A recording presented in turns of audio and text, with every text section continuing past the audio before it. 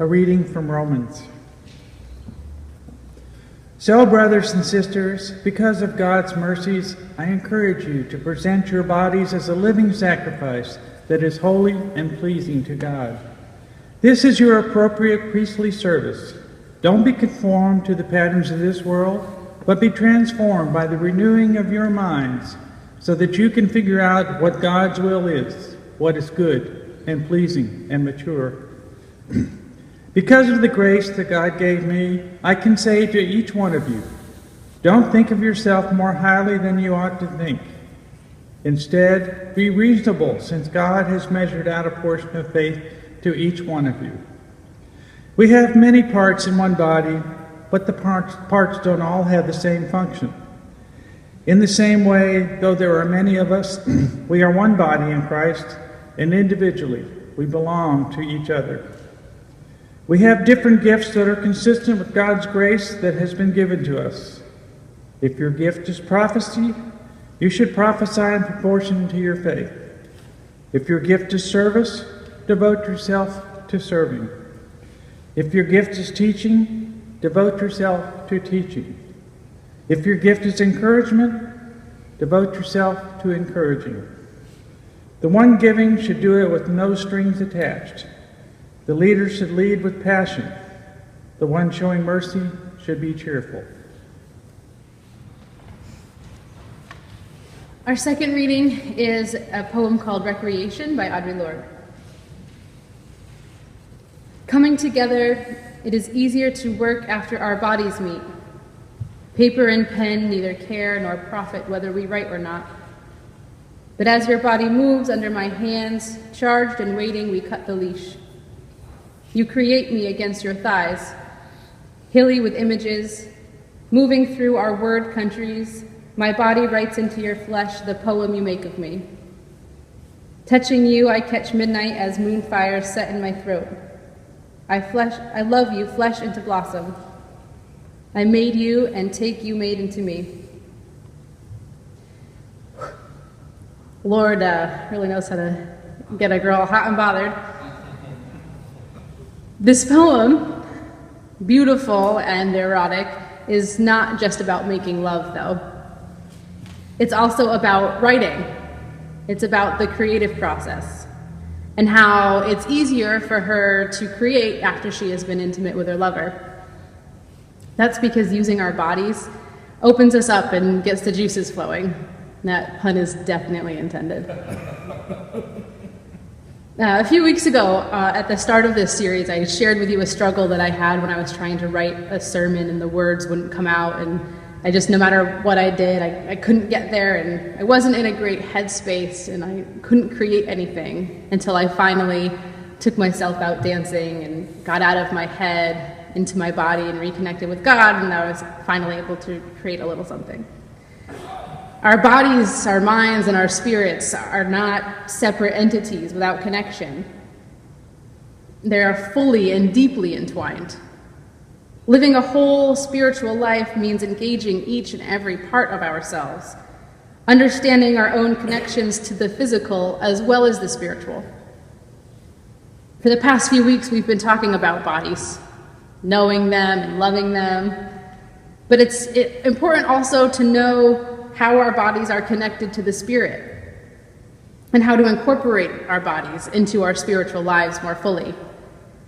We can't be fully brought into being without engaging our bodies in our spiritual practices. Inviting our bodies into our spiritual practices promises a much fuller relationship with the divine. As we discussed at the beginning of this series, sexuality and spirituality together are about our desire to know and to be known by God, by others, and by ourselves. To do this, we must intentionally engage in spiritual practices that allow us to fully inhabit our bodies. One of these many practices includes seeking and sharing ourselves with others as we engage in intimate spiritual acts. Allowing myself to explore the gift of my sexuality and the gift of those with whom I connect, I can engage in sex itself as a spiritual practice. Though we might often think of sex for procreation, lust, relief, release, sex itself can also be a spiritual practice. Because this body is an expression of the divine, as are the bodies with whom I connect. And together we can seek to better connect with the divine in bodily practice. When I'm fully present in my body and connect with my partners who are fully present in their bodies, we celebrate God's gift of desire and learn not only each other, but we learn God's self. Reverend Dr. Joseph Goh said, "When my lovers and I make love, the creative process of God comes to life." A sentiment we see echoed in Lord's poem as well, as she explores her lover and writing through this creative process. I see God and God's creative expression in my lovers. When thinking of sex as a spiritual practice, though, I'm not talking about lust and orgasms, though those are also fun, but it's not what we're talking about. I'm talking about intentional intimacy, exploration, mutual pleasure, and divine connection. I'm talking about opening yourself up to your partners and allowing yourself to be known. I'm talking about being reminded of what this body is made for. These experiences of divine intimacy contribute to how we come to know and to be known. In this honest expression of the body, we might better know God. Lord's poem, Recreation, is written both to her lover and to writing. And I don't think she intended it this way, but for me, this poem also speaks to God. "You create me against your thigh," she writes. "My body writes into your flesh the poem you make of me." This is a reminder of how God created this physical body and how I am recreated in those moments of pleasure and deep connection. God expressed in body. God as my lover when my lover and I breathe each other into living. In the most intimate of physical acts, I open myself to what I may experience of the divine. Experiencing the divine through my body doesn't have to be through sex acts alone. Time spent with one's body, exploring it and using it to reconnect God and the Spirit, we can do this through many ways. Whether it's a practice of yoga, rolling through the park, dancing, hiking, and yes, sex. In each intentional act, I have an opportunity to inhabit my body and present it as acceptable to God. In Paul's letter to the Romans, he asserts that we offer our bodies as a living sacrifice for spiritual worship. He talks about how members of the body might serve in different functions according to their gifts. But in his message is also the understanding that the body and the spirit are inextricably connected. Paul asks that I use my body to transform and renew my mind. In this passage, Paul also cautions discernment, that we ought to consider what is good and acceptable and perfect. Honoring God by what I do with my body, but knowing the ways in which I might do this. Because certainly bodies have also been caused to use harm. Bodies have been used to control other bodies, and bodies have been used to abuse other bodies.